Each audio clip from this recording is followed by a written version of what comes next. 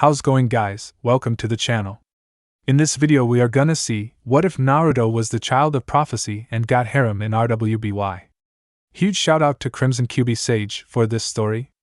If you wants to see awesome fanfiction like this, don't forget to subscribe. Now let's get into the video. Naruto Uzumaki, the child of the prophecy, hero of the hidden leaf, Konoha's 7th Hokage, and the last living practitioner of ninjutsu, ninshu, and more importantly the last living shinobi. He wasn't quite fond of that last title, for obvious reasons. What began as a noble sacrifice had eventually become his biggest regret. Damn right it did! Oh, would you shut up, Indra? Why don't you make me Azura? How long has it been? 20? 30? 60 centuries since he decided Hagoromo convinced him to host the warring spirits of his ancestors, Indra and Azura Otsutsuki, thus ending the vicious feud that had spanned centuries upon centuries. He passed the title of Hokage to Konohamaru after 15 years, finding that the worst years were ahead of him. His brother-in-all but blood Sasuke, his old teammate Sakura, his wife Hinata, his son and daughter Boruto and Himawari. He watched them all grow old and die. And after his grandson, Itachi Uzumaki, the son of Boruto and Sarada, had passed undue to old age, he decided to close off his heart, to ease the pain he felt from watching all his loved ones die while he lived. That was in his 2nd century of life. Hell, even Orochimaru had kicked the bucket after living for 7 centuries, finding the pursuit of knowledge that had once driven him to be the man, or woman, he was had become irritable, mundane, and mentally exhausting. The shinobi system had become nothing more than another historic fact by the 10th century, a myth and legend by the 20th, and by the 35th century it faded into obscurity, another page of history lost to time. Kurama and the others had offered him to join them as they went into a deep slumber, only to be awoken in a time when their powers would be needed once more, but he had declined, insisting on watching humanity for that moment. He tried to keep his faith in humanity, but that began to wane after a few centuries, his eventual loss of faith bringing him to this point in time now. Would you two shut up? Naruto mentally exclaimed, gripping his head, the sensation of his hair on the tips of his fingers numbed by the mental anguish he was experiencing. His hair, his once golden blonde hair, was now a light iron gray, nearly silver in color and waist length. His skin was pale due to being in the shade for so long. Even his eyes, which had once been a cerulean blue, had faded to the point that they were mere black orbs with a slightly blue tint. And as a testament to his supposedly infinite lifespan, Naruto did not shrink as he aged. In fact, the opposite occurred. As the 7th Hokage, he stood at 6 feet 0 inches, but after a few centuries he gained a few inches in height, standing at a toppling 6 feet 6 inches. But most importantly, his birthmarks, the 3 whisker-like marks that were once on either side of his face, had faded, becoming nothing more than invisible outlines on his cheeks. He quite literally felt and looked like a shell of the man he once was. His attire only rubbed salt in the wounds. A physical manifestation of chakra in the form of black pants and boots, on top of which he wore a flowing white robe with 6 black magatama markings across his chest and the familiar pattern of a black rinnegan, and 9 black magatama markings in rows of 3 on his back. A gray horn-like protrusions grew out of his left temple and overlapped his forehead akin to a protector with an upward curve on the right temple, giving him an overall appearance very similar to that of Hagoromo Otsutsuki. You know, a familiar voice called out. If you keep frowning like that, you'll get wrinkles like my son, Naruto-kun. Speaking of Hagoromo, though Kaguya's physical body was still imprisoned in the moon, 20 failed escape attempts having mellowed her out somewhat, as well as destroyed part of her prison, she had finally managed to manifest a new body. Taking a page from the first 2 Rinnegan users Naruto had met, and used the Rakuda no Jutsu, 6 pads technique. Kaguya, you're early, Naruto mumbled, though the woman heard him quite clearly. He couldn't quite remember which unlucky soul it had been that she used for the technique, but what he did know was that the path had eventually been remade into her likeness, save for a few details. Still a woman in possession of very delicate facial features, her eyebrows cut very short, pale skin that was only matched in tone by Naruto's own, a red shade of lipstick on her lips, a dark shade of nail polish on her long fingernails, and the very same attire that she wore when he first met her. She no longer possessed her horn-like protrusions, and in place of where her third eye, her Rinasharingan, had been, was a black diamond-shaped polished gem, which was one of several chakra rods that were hidden inside her body, as well as her lack of the Byakugan. And instead 2 vibrant glowing red orbs with dark rings accentuating the pupil which could expand and envelop her sclera dependent on her mood. Lastly, her hair, which had once been sweeping and extremely long, though still white in color, was now kept in a bun with 6 offshoots from which ornaments were suspended. And though he could not see it, he could feel the bemused grin on her face. Taunting, sly, seductive. "How many times must I tell you, Naruto-kun? That is no longer my name, not in this day and age," Kaguya said, sauntering over to the chair Naruto was sitting in and wrapping her arms around him from above, leaning down and planting a chaste kiss on his cheek. "A fresh start, remember?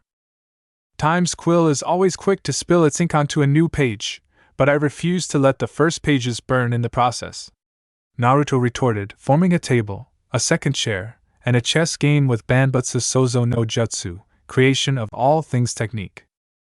"Quite so, Naruto-kun," Kaguya replied, sitting down in the chair and gazing down at the chess pieces. "Now, shall we begin, Kaguya?" Naruto questioned, gesturing to her to make the first move. "Tut! I've told you, Naruto-kun, it's not Kaguya," she stated. "It's Salem. Let me tell you a story, child." Deep in the forests of Remnant, beside a great and mighty river, stood the small, fragile home of a cold, frail man, a lone wizard. Having a theoretically limitless lifespan, coupled with a hermit lifestyle, made days, weeks, even months blend together for Naruto. A fresh blanket of snow covered the lands, and even though he could survive the frigid temperatures wearing nothing but his underpants, the former blonde still preferred the warm and comforting feeling of not being a frozen human popsicle. As the flames of his fireplace cackled and danced around in the still air of the room, Naruto closed his eyes, lavishing in the sun's warm rays of light for what felt like an eternity. That is, until... "Hello, good sir." His eyes shot open, slightly startled by the unfamiliar voice that beckoned his attention, and came across a rare sight that he had not seen in quite some time. A new visitor. Hidden from the dangers and distractions of the world, the wizard seldom had visitors. But on this day, as he peered out his window, his gaze fell upon a young maiden. She stood at 5 feet 11 inches with delicate features. Her hair, which was held up in a bun by a pair of hair sticks and had bangs framing either side of her face, was white as snow in color. Her eyes, though icy blue, held a certain kindness that was contrary to the stereotype that came with the color. And her porcelain skin was hidden from the neck down by her outfit, a light blue and white kimono with a white sash. "I am sorry to intrude, sir. If you do not mind," the woman said, making her way over to the barren tree that was in Naruto's yard. "Yes, I do mind," Naruto retorted, a frown marring his face. "Who are you?" he asked, causing the woman to smile. Calmly, she sat beneath his tree in a state of absolute tranquility. When the wizard demanded an explanation, the maiden simply replied. "My name is Winter," she replied. "I am on a journey, and I am waiting for my sisters." "Why in the 9 circles of hell does that mean you can just trespass on my property?" Naruto questioned angrily, though he received no reply. With that, she closed her eyes and sat in silence. "Answer me, damn it!" Naruto yelled for the 12th time after 2 hours, but to no avail as Winter sat in meditation. "Tch. Baka," he grunted, finally deciding to give up on eliciting an answer from the woman. Soon, 2 hours had turned into several, and eventually the was descending past the horizon, miring the skies with a plethora of vibrant warm colors that contrasted the frozen tundra. Yet the woman was still, an aura of calmness surrounding her that he had nearly forgotten himself. And finally, the calmness reached out and grasped him, his faded eyes drooping downward until they closed. The wizard told himself the girl was a fool, but the longer she sat, the more he wished to share in the serenity the young maiden enjoyed. In time, he grew tired and decided to close his eyes as well, thinking on this strange predicament. Naruto's eyes fluttered open once more, surprised when his hearing picked up the sound of giggling. The sheets of snow that once covered the land were now gone, and in its place life had sprung forth, the white lands now covered in vegetation. Winter still sat beneath the same tree, but she was no longer meditating. Instead, she was speaking with a new person, one he himself did not know of. "Is that so?" she questioned, a jovial smile gracing her face as she spoke to Winter. Hello?" Naruto called out hesitantly. Upon opening his eyes, the wizard was befuddled to find that a second maiden appeared beneath his tree, cheerful and spry, with a basket of fruits and flowers. "Hi there!" the woman exclaimed. She stood shorter than Winter did, standing at 5 feet 9 inches with vibrant green eyes and hair that went halfway down her back and was held in a ponytail, as well as 2 bangs framing either side of her face similar to Winter. She wore a floral headband, as well as matching floral wristbands and a yellow-green halter-strap dress. "What brings you here?" Naruto asked, though in the back of his mind, he knew the likely answer. When he asked for an explanation, the girl simply replied, "My name is Spring," the second maiden replied. "I am on a journey, and I am waiting for my sisters." "Tut! That makes 2 of you now," Naruto grumbled. "I'm sorry if we're disturbing you, Spring began. It's fine, Naruto interrupted, waving his hand dismissively. "Then thank you, good sir," Spring exclaimed, her eyes darting to the side of the house as something caught her eye. "Say, is that a garden?" "At one point it was, I suppose," Naruto responded, gazing down at his prosthetic right forearm, the pale construct having gained enough color over the centuries to blend in with the rest of his complexion now. When he first constructed his garden, it was brimming with life thanks to a combination of his former hobby and his training with the Mokutan would release. But as he fell deeper and deeper into his despair, he began to tend to his garden less and less until it finally became little more than a barren patch of fenced-off land. Spring hummed, a sly grin appearing on her face as she grabbed a handful of seeds from her basket. To show her gratitude for his reluctant hospitality, the girl retrieved a handful of seeds from her basket and planted them in the wizard's garden. Despite the last time Naruto had used sage mode being nearly 18 centuries ago, a sage was always connected to nature, even if only in a small amount. He could feel Spring's effort and hard work in bringing his garden back to its former glory. The old hermit could hardly believe his eyes as the maiden turned what was once a mere pile of dirt and manure into a beautiful garden, from which life would surely blossom. "Well, hello there," a third voice called out, causing Naruto to turn back to the tree in his yard, the seasons having shifted during his stupor. It's likely he would have gazed for hours, were it not for the unfamiliar laughter he heard from beneath his tree. This third maiden stood slightly taller than the 2 before her, standing at 6 feet 0 inches with warm violet eyes and straight hair of the same coloration that went down to her waist. She wore a white sleeveless shirt with a collar, auburn short shorts and matching suspenders, as well as auburn shoes.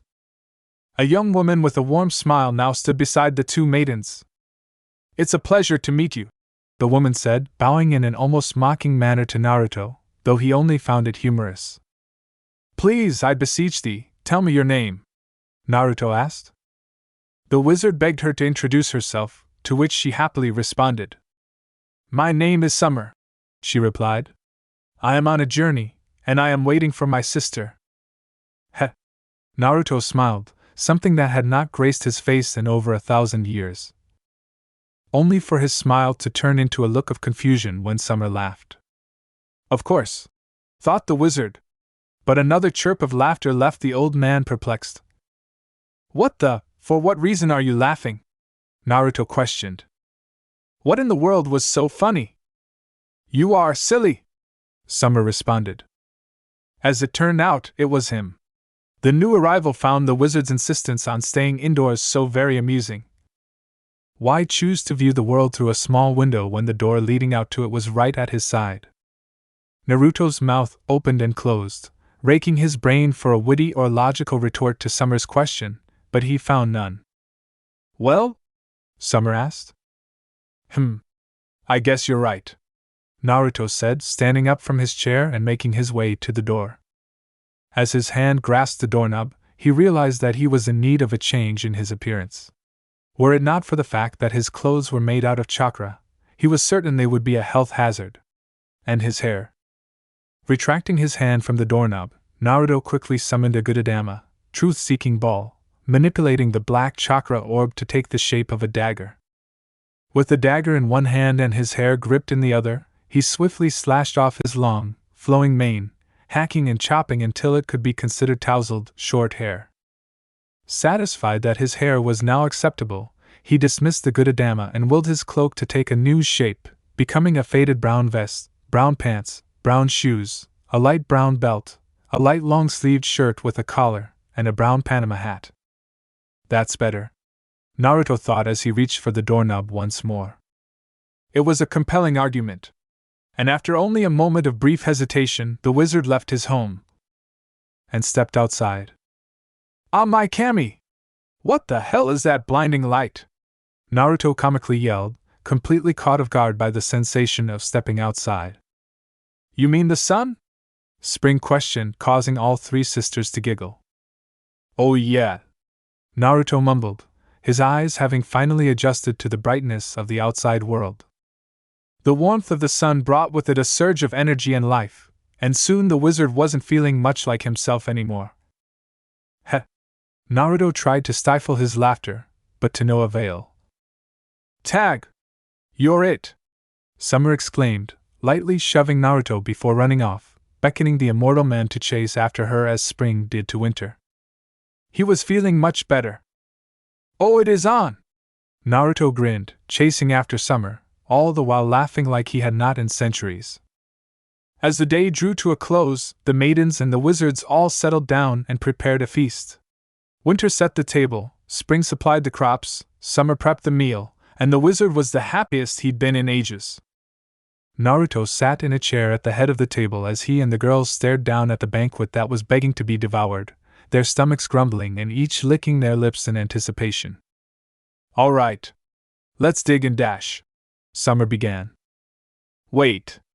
Naruto jutted in, feeling a new presence swiftly approaching. There is one more guest approaching. I guess you really are a wizard, noticing my presence before even my sisters did, a new voice called out.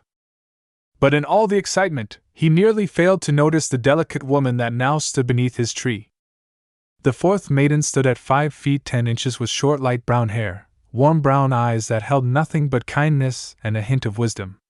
Her outfit consisted of a white shirt with the sleeves rolled up to her elbows, a brown skirt that went to her knees, brown knee-high socks, dark brown shoes, and a light brown shoulder cape. The creases of Naruto's lips curved upward until a genuine smile was on his face, beckoning the woman to join them in their feast wordlessly. Thank you, good sir, the woman said, joining the other maidens and Naruto. What is your name? Naruto asked. He smiled, and beckoned her to join them, asking only for her name. My name is Fall.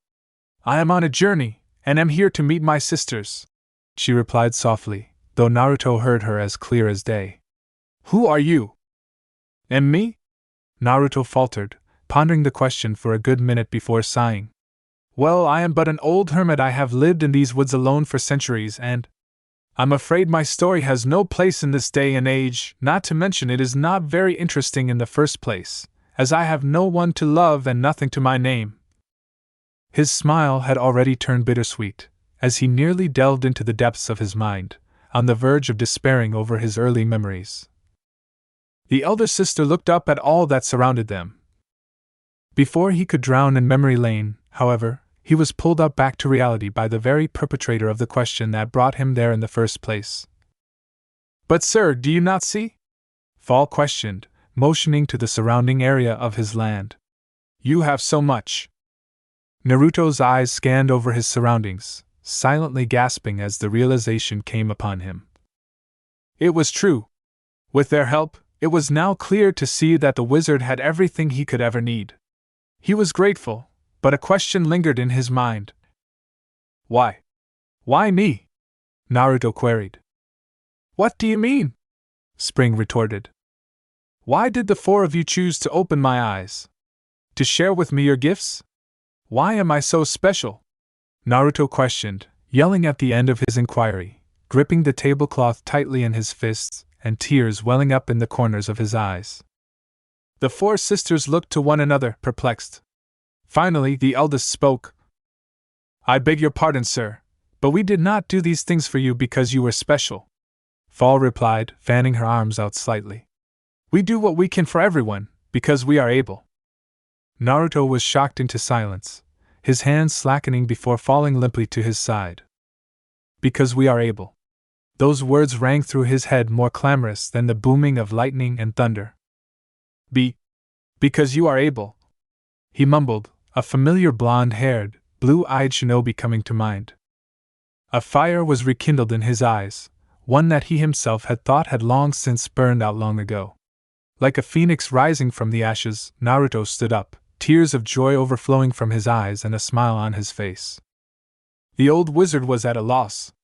Never in his years had he come across such kindness. It was in that moment that he knew what should be done. Sir, Summer hesitantly called out, concerned at Naruto's sudden actions. I have not heard of such genuine, pure kindness in nearly a millennia, Naruto stated, clasping his hands together as his chakra surged forward, a cloak of golden flames and black markings enveloping him. What's going on? Winter exclaimed, all four sisters nearly overwhelmed by the sensation brought upon them by such raw power. Chakura Tenso no Jutsu, chakra transfer technique, Naruto whispered. Before they knew it, the golden flamed cloak vanished just as swiftly as it appeared, taking the form of four fist-sized orbs that were blue, purple, green, and yellow respectively. The wizard summoned his magic, every ounce he could muster, and bestowed it upon the sisters. He smiled as the orbs went to each of the four sisters, enveloping their bodies in a blinding light before dying down. The girls had clearly been surprised at his course of actions, but that had been amplified when immense power began to flow through them. What? Fall stammered. Take this gift, and know now that you are able to do so much more, Naruto said, leaning against the table from minor exhaustion. Now armed with the elements, the very powers of nature, and the unimaginable magic of the wizard, the four maidens, Winter, Spring, Summer, and Fall, promised to carry on with their journey, using their gifts to aid others, just as they aided him. Are you sure you have to stay here? Spring questioned, the four sisters staring at the wizard Naruto. Perhaps one day, I will have the courage to venture out into the world once more, Naruto replied. But for now, the wounds that have scarred me for so long have begun to heal, something that I will forever be grateful for, thank you. One by one, the sisters left. Before they did, they made one final promise. They promised to return each and every year, to visit their dear friend.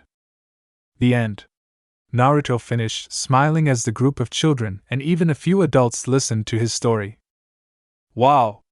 Is that story true? One of the children asked, staring star-eyed at the storyteller. Well, it is only an old legend. But, he began, leaning down and waggling his index finger. You never know. Attention all incoming Beacon students! A voice boomed over the loudspeaker. The first shuttle to Beacon Academy will depart in 10 minutes. I guess that is my cue to leave, he stated, eliciting a cry of disappointment from the crowd that had gathered around him.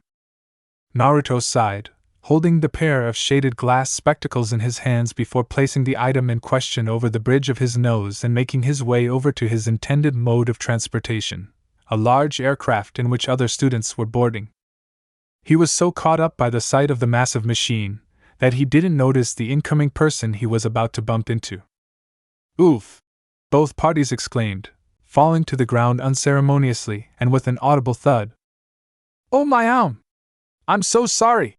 A feminine voice cried out as they both regained their composure on the ground. No, it's my fault. I wasn't looking where I was going, Naruto responded, gazing at the blonde-haired woman that was on the ground with him. Oh! My name's Glinda. Glinda Goodwitch! She exclaimed cheerfully, extending her hand to the man. What's your name? A fresh start, remember? Kaguya's words echoed through his mind before he smiled. Ajpin. Run. Don't look back. Just keep running.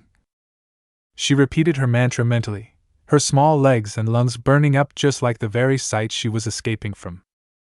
A familiar voice called out to her, muffled and mired by her own adrenaline and irrational fears. Run. Don't look back. Just keep running. Then, that very same voice called out to her, no louder than a gentle whisper but still audible. Run. Don't look back. Just keep running. Just keep running. Raven! A shadowy figure tackled her to the ground, pinning her squirming form with a greater weight as she tried to break free. No! No! She exclaimed, her forearms bruising slightly as she resisted, her black locks of hair powdered with fresh snow and her crimson-red eyes filled to the brim with terror. Raven! Calm down! It's just me. Though still hyperventilating, Raven mustered what little rationality she had left from her ordeal and found her brother, Crow, was the one who had pinned her to the ground. Crow! You! She stammered. It's all right. You're okay. We're okay, Crow stated, getting off of his younger sister and collapsing into the powdery frost. But what about Mom and Dad? Are they okay too? Raven asked. They're okay, right? Raven repeated, her voice squeaking as tears welled up in her eyes. Crow himself was already crying, giving her all the information she needed to know. She began to cry herself, calling out for a mother and father she knew would never come again. We're all we've got now, Raven, Crow stated, sniffling but no longer crying. Where will we go now? Raven asked.